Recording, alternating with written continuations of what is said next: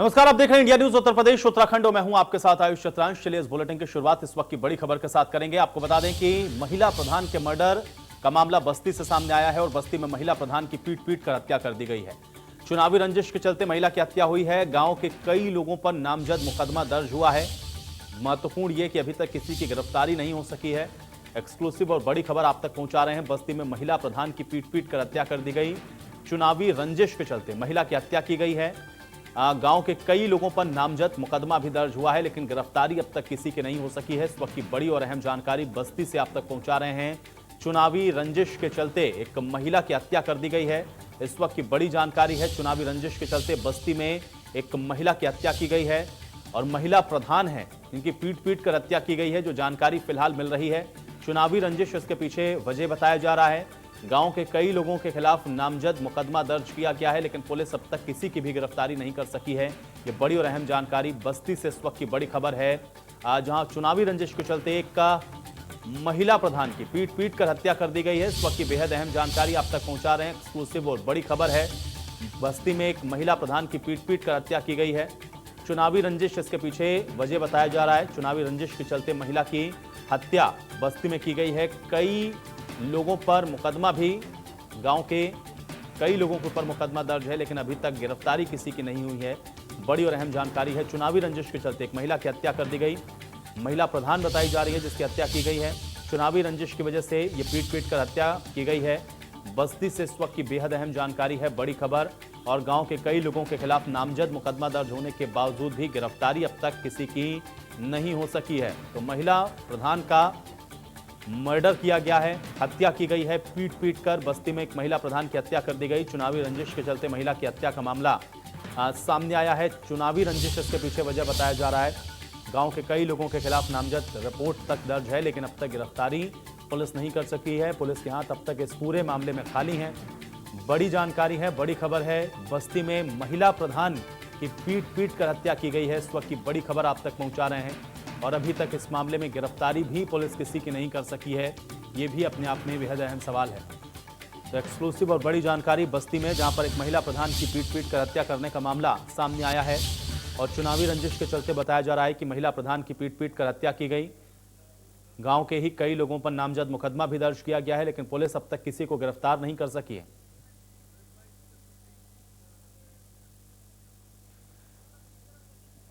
तो सतीश श्रीवास्तव हमारे सहयोगी जुड़ गए जानकारी के साथ। सतीश, बताएं क्या कुछ है पूरा मामला?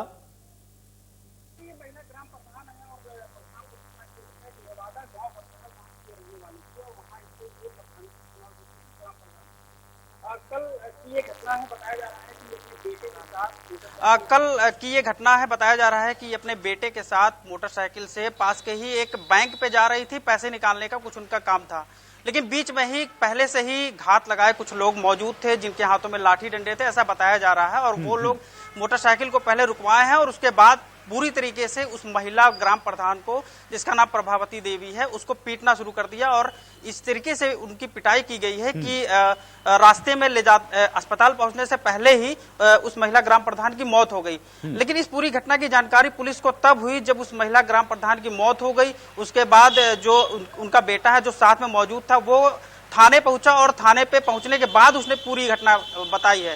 फिलहाल इस पूरे मामलों को लेकर पुलिस ने मृतक के बेटे की तहरीर पे मुकदमा दर्ज कर लिया है और जो कुछ लोगों को पुलिस ने अभी हिरासत में लिया है। पुलिस अधीक्षक हेमराज मीणा से हमारी बात हुई। उनका ये कहना है कि जब तक पीएम रिपोर्ट नहीं आएगी, क्योंकि अभी पूरा मामला सस्पेक्टेड लग रहा है उनको, तो पीएम रिपोर्ट आने के बाद ये कहा जा सकता है कि महिला की पिटाई करके मौत हुई है या फिर कोई और वजह है। फिलहाल अभी इस पूरे मामलों को लेकर पुलिस अभी जांच कर रही है। जी नहीं, लेकिन सतीश ये बताएं कि जब नामजद मुकदमा दर्ज करवाया गया है और ये जानकारी लगातार सामने आ रही है कि जो प्रकरण हुआ है उसमें जाहिर बात है कि पीटने की वजह से ही हत्या हुई है, तो इस विषय में अभी तक कार्रवाई पुलिस की तरफ से क्या की गई है, या फिर सिर्फ पोस्टमार्टम का ही इंतजार होगा? रिपोर्ट के आधार पर ही पुलिस आगे कार्रवाई करेगी? फौरी तौर पर कोई कार्रवाई पुलिस की तरफ से इस पूरे प्रकरण में क्या की गई? देखिए, यहाँ सवाल ये उठता है कि जो मृतक महिला ग्राम प्रधान है उसके साथ उनका बेटा भी था, लेकिन उनको जो उनका बेटा था राम प्रसाद, उसका नाम बताया जा रहा है, उसको जरा सा भी एक खरोच नहीं आई है और ये महिला ग्राम प्रधान की पीट के हत्या कर दी जाती है।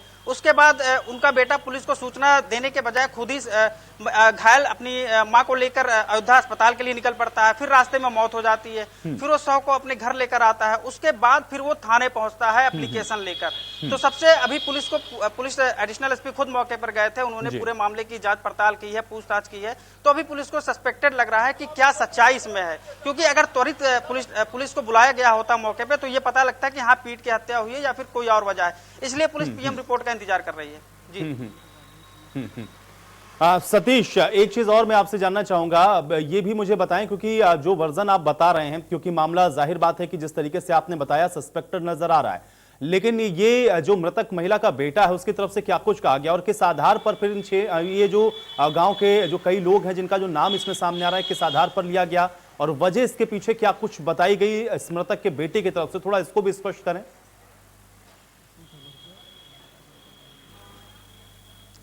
देखिए, जो मृतक महिला ग्राम प्रधान है प्रभावती देवी, उनके बेटे का सीधा सीधा आरोप है कि गांव के ही कुछ लोगों से चुनाव की उसकी रंजिश चली आ रही थी और उन्हीं लोगों का, कुछ लोगों का नाम लिख के मृतक के बेटे ने पुलिस को तहरीर में दिया है। फिलहाल पुलिस ने कुछ लोगों को हिरासत में लिया है पूछताछ के लिए, लेकिन अभी इस पूरे मामले पे जो एक वजह निकल के आई है, वजह यह है कि चुनाव की रंजिश में पीट के महिला ग्राम प्रधान की हत्या की गई है। लेकिन पुलिस अभी इस थ्योरी पे काम नहीं कर रही, क्योंकि पुलिस को अभी वजह तलाशनी है, किस वजह से आखिर महिला की अगर हत्या की गई है तो वो हत्या है कि नहीं है। सबसे पहले पुलिस इस बात की तफ्तीश कर रही है। जब वो तफ्तीश तभी होगी जब पीएम रिपोर्ट आएगी। पीएम रिपोर्ट से ही पता लगेगा कि हत्या हुई है, उसके बाद तब पुलिस की जांच आगे बढ़ेगी। कल हत्या हुई है, आज पोस्टमार्टम हो रहा है। मेरी अभी थोड़ी देर पहले एडिशनल एसपी से बात हुई है, उन्होंने कहा है कि कुछ देर में उनके पास पोस्टमार्टम की रिपोर्ट आ जाएगी, उसके बाद चीजें क्लियर हो जाएंगी कि यह हत्या है या फिर इसके पीछे कोई और साजिश है। ठीक है सतीश, आप मेरे साथ बने रहें। इस बीच इस पूरे प्रकरण पर पुलिस अधिकारियों का क्या कुछ कहना है, ये भी आप सुनिए। मैं करीब 1 बजे पवन कुमार निषाद और राम प्रकाश सोनकर में आपस में कहासुनी हुई थी। पवन कुमार अपनी बीवी के साथ में कहीं जा रहा था और राम प्रकाश सोनकर के साथ में इन्होंने गाली गलौज किया और कुछ हाथापाई भी हुई। उसके बाद में पवन कुमार अपने घर पे चला गया था और राम प्रकाश जो सोनकर है ये अपने मोहल्ले में गया, अपने घर गया और वहाँ से आसपास के लोगों को इकट्ठा करके पवन कुमार के घर की तरफ उसके घर पे गया बात करने या जो भी करने।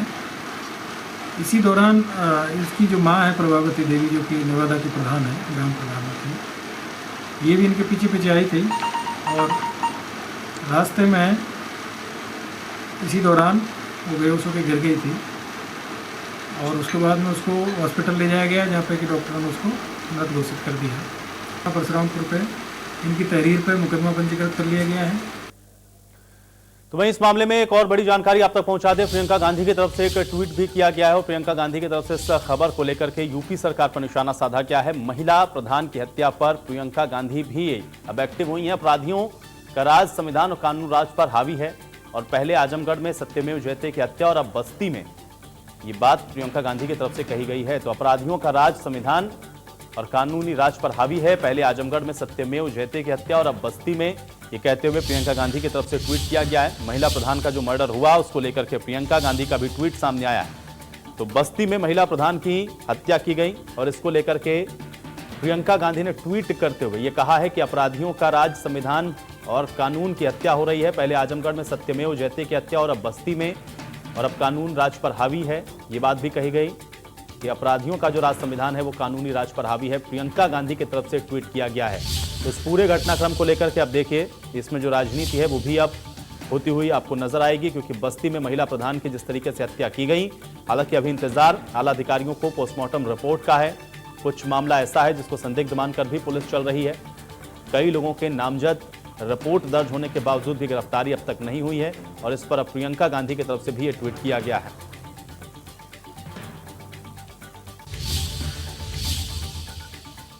और बातचीत करते हैं, अजय सिंह जी इस बीच हमारे साथ जुड़ रहे हैं जो कि स्थानीय विधायक हैं। अजय जी बहुत स्वागत। सबसे पहले तो आपका इंडिया न्यूज में जो घटनाक्रम हुआ इसको आप किस प्रकार से देख पा रहे हैं और अब तो प्रियंका गांधी भी ट्वीट करते हुए सवाल उठा रही हैं। ऐसा है कि मेरे विधानसभा क्षेत्र का मामला है जी, कल मेरे संज्ञान में आया था ये और ये दिन का मामला है। जब तक पोस्टमार्टम रिपोर्ट, जो मेरे पास सूचना है, ये दिन का मामला है, जब तक पोस्टमार्टम रिपोर्ट नहीं आ जाती है तब तक इस पे कुछ भी कहना वो जल्दबाजी होगी। कारण उसका ये है जी कि एक पक्ष कह रहा है कि वो दवा कराने के लिए वो साइकिल पे जो प्रधान का बेटा है वो दवा कराने के लिए अपनी माँ का जा रहा था। जी ठीक, रास्ते में उनके विरोधी मिले एक तो दो लोग। उसका कहना ये है कि ये वो साइकिल से गिरी, इनका हार्ट अटैक हुआ है।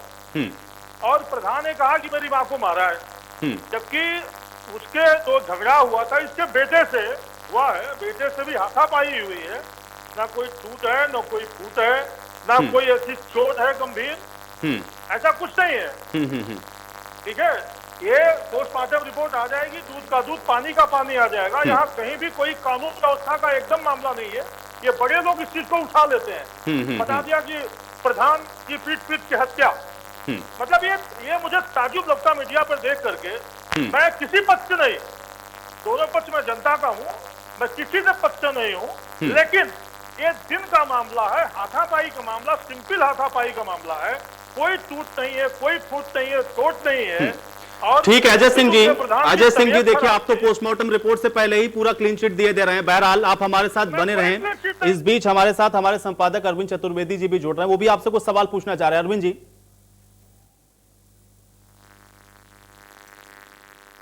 अजय जी, जी बेटा, आप कह रहे हैं कि ये आप कह रहे हैं कि एक बहुत साधारण सा मामला है।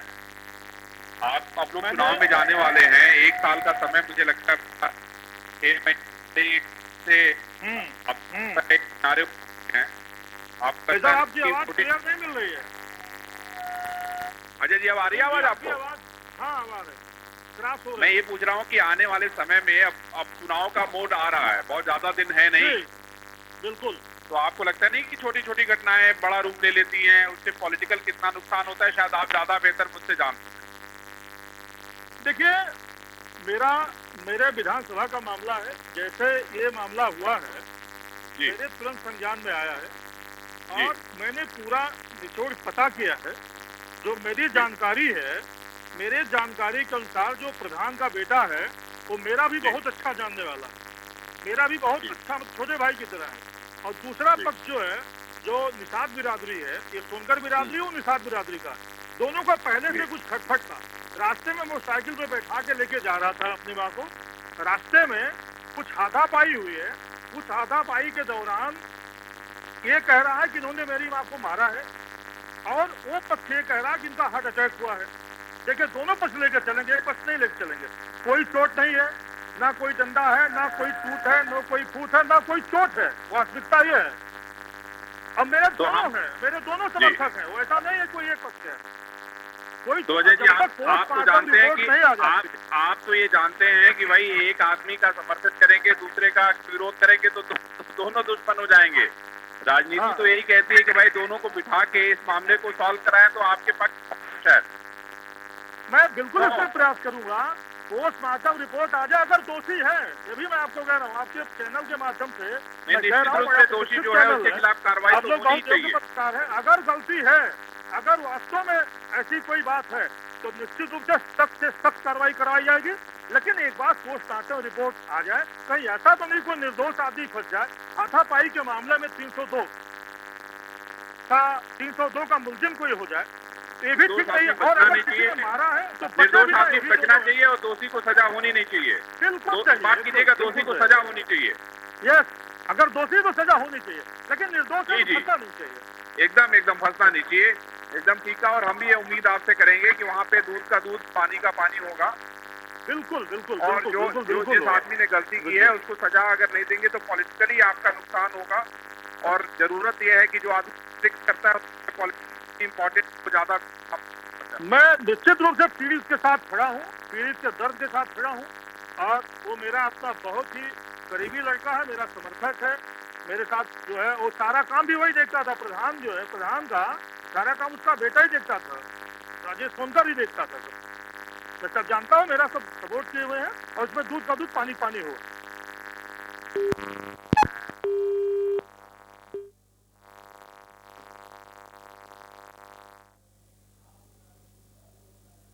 तो चलिए, बहुत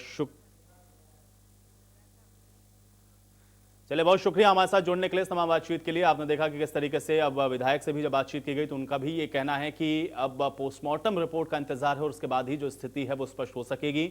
और विधायक की तरफ से भी ये कहा गया है इसमें जो भी दोषी हो उसके खिलाफ कार्रवाई होनी चाहिए, लेकिन मामला जब तक पूरी तरीके से इसकी तह में नहीं जाया जाए, सही जो जानकारी है, सटीक जो जानकारी है वो सामने ना आए, तब तक कुछ भी कहना सही नहीं है, क्योंकि इसमें दोनों पक्षों की बात विधायक की तरफ से कही जा रही है और कार्रवाई की भी बात उनकी तरफ से कही गई है। अब देखना यह है कि इस पूरे घटनाक्रम में और प्रकरण में आगे कार्रवाई की क्या जाती है।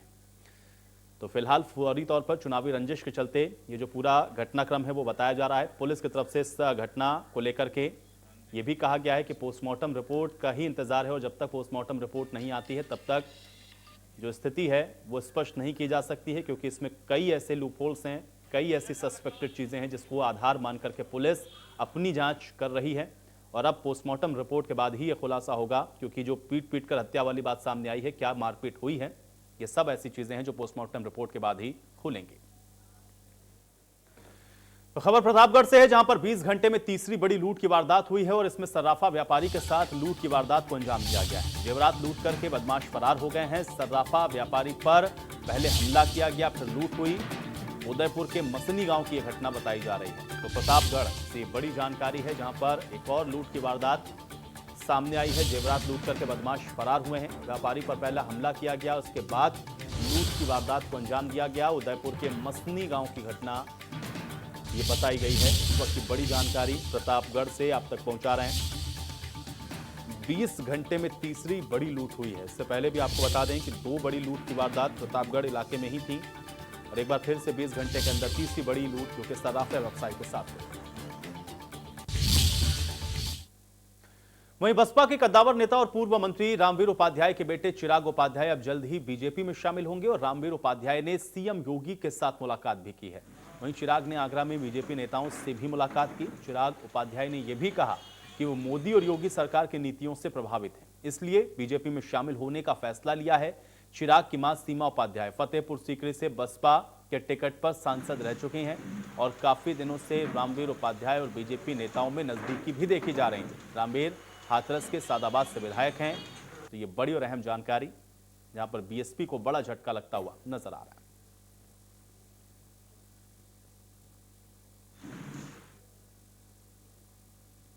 तो वहीं रामवीर उपाध्याय के बेटे चिराग ने क्या कुछ कहा है, आइए आपको सुनवाते हैं।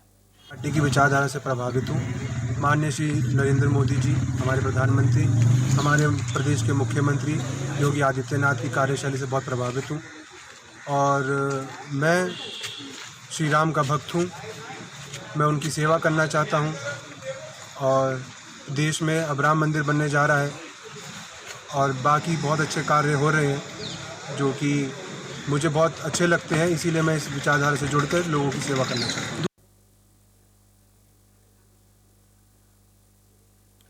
तो वहीं बसपा के महासचिव सतीश मिश्रा ने भी क्या कुछ कहा, आइए आपको सुनवाते हैं। देखिए, श्री रामवीर उपाध्याय जी बहुजन समाज पार्टी से एमएलए हैं, जीत के आए थे, लेकिन ये आपको याद होगा कि जब लोकसभा के चुनाव हो रहे थे तो उस दौरान में उनकी जो पार्टी के विरोधी गतिविधियां थीं, पार्टी के विरोधी जो कैंडिडेट्स जो चुनाव लोकसभा में लड़ रहे थे, उनके द्वारा मदद की गई थी। और इसको ले करके जब वो देखा गया कि लोकसभा के चुनाव में वो इस तरह का उन्होंने काम किया, तो बहुजन समाज पार्टी ने श्री रामवीर उपाध्याय जी को पार्टी से उसी समय निलंबित कर दिया था। तो वो पार्टी से तो जब से निलंबित किए गए तब से ही पार्टी से वो इस समय एक्टिविटीज से सब बाहर हैं। और अगर उनका लड़का, वो तो कोई हमारी पार्टी का मेंबर भी नहीं है, न बहुजन समाज पार्टी कोई मेंबर है, तो वो अगर भारतीय जनता पार्टी ज्वाइन कर रहा है तो उससे बहुजन समाज पार्टी को कोई किसी तरह का फर्क नहीं पड़ता है। बहुजन समाज। तो खबर बलरामपुर से है, जहां पे आतंकी अबू यूसुफ के घर से विस्फोटक बरामद हुआ है और सुसाइड बॉम्बर वाला जैकेट भी पुलिस ने यहां से बरामद किया है। आतंकी अबू यूसुफ की पत्नी का बयान भी आया है। पत्नी ने यह भी कहा है कि अबू यूसुफ पिछले 1 साल से घर में इस तरीके के विस्फोटक लाता था। अबू यूसुफ के डर से वो इसका विरोध नहीं कर पाती थी। ये बात उसकी पत्नी की तरफ से कही गई।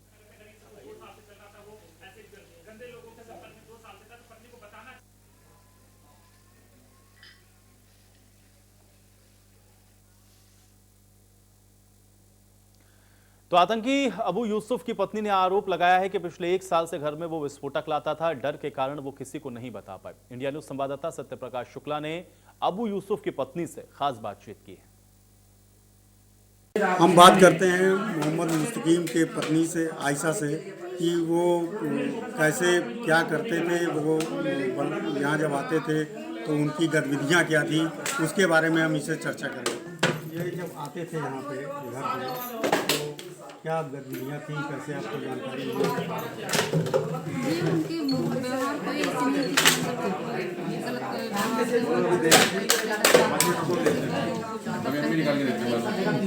सामान लाते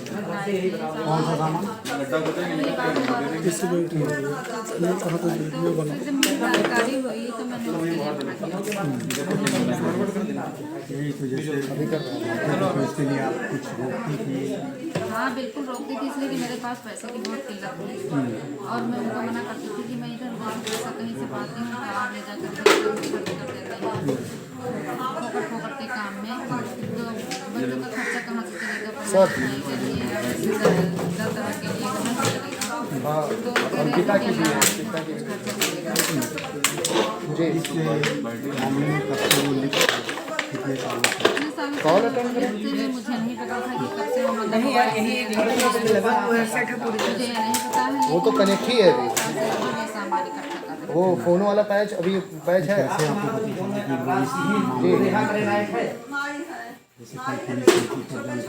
पुलिस की बात मुझे पता था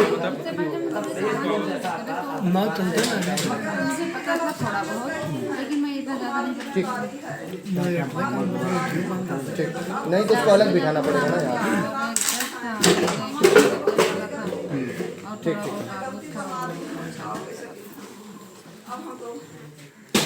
ये रही उनकी पत्नी आयशा। इन्होंने बताया कि वो सामान लाते थे और उनको जानकारी भी जो है होती थी, लेकिन उस पे ये कहीं ना कहीं या तो उनके सम्मान बस या फिर डर बस उन पे दबाव बनाने का इन्होंने प्रयास भी नहीं किया।